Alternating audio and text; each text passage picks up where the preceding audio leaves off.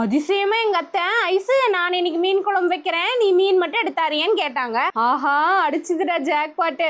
அப்போ இன்னைக்கு நம்ம சமைக்க தேவையில்லையான்னு அப்படி ஒரு சந்தோஷங்க. உடனே ஆக்டிவாவை ஹெலிகாப்டர் வேகத்துல எடுத்துட்டு தொங்கும் பாலத்தை தொடர்ந்து போனா ஆத்து பாலம் வந்துச்சு. அப்புறம் அப்படியே ஒரு டைவ் அடிச்சு மீனை பிடிச்சிடலான்னு குதிக்க போனேன். அதுக்குள்ள என்ற ஆத்துக்கார் என்னையை தடுத்து மீன் நமக்கு இறையாவலாம், ஆனா நீ மீனுக்கு இறையாயிராதுன்னு சொன்னாரு. அப்பதான் எனக்கு நீச்சல் தெரியாதுங்கிறதே ஞாபகம் வந்துச்சு. சரி நீ ஏரி பக்கம் எட்டி பார்த்தா அங்க ஏகப்பட்ட கடை.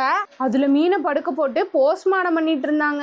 சரின்னு நானும் 2 கிலோ போஸ்ட்மார்டம் பண்ணின பாடி வாங்கிட்டு வண்டி தடத்துல வண்டி எடுத்துட்டு வருன்னு வேகமா வந்தேன். ஏன்னா கொஞ்சம் லேட் ஆனாலும் அப்புறம் அத்தை மனசு மாறிட்டாங்கன்னா நான் தானே சமைக்கணும். அதுக்கு தான் கடிகாரத்தில் இருக்கிற முள்ளை விட மீன் முள்ளோட வேகமா வந்து நின்னேன். அத்தை மரக்கட்டைய வச்சு மண்ணடுப்புல மண் சட்டியை வச்சு செலவெல்லாம் செவக்க வறுத்துட்டு இருந்தாங்க. சரி மீனை கொடுத்துட்டு ஜாலியா இருக்கலான்னு பார்த்தா கல்லுப்ப கையில கொடுத்து சோழியை முடிச்சிட்டாங்க. நானும் கை வலிக்கு கழுவிட்டு ரெஸ்ட போடலான்னு நினைச்சா அவங்க எனக்கு ஒரு ட்விஸ்ட போட்டுட்டாங்க.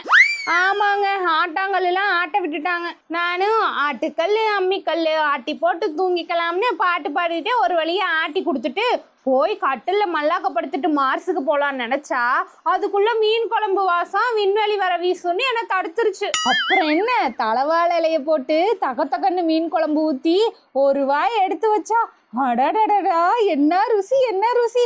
இதுக்காகவே தினமும் மீன் பிடிக்க போலாமான்ருக்குதே.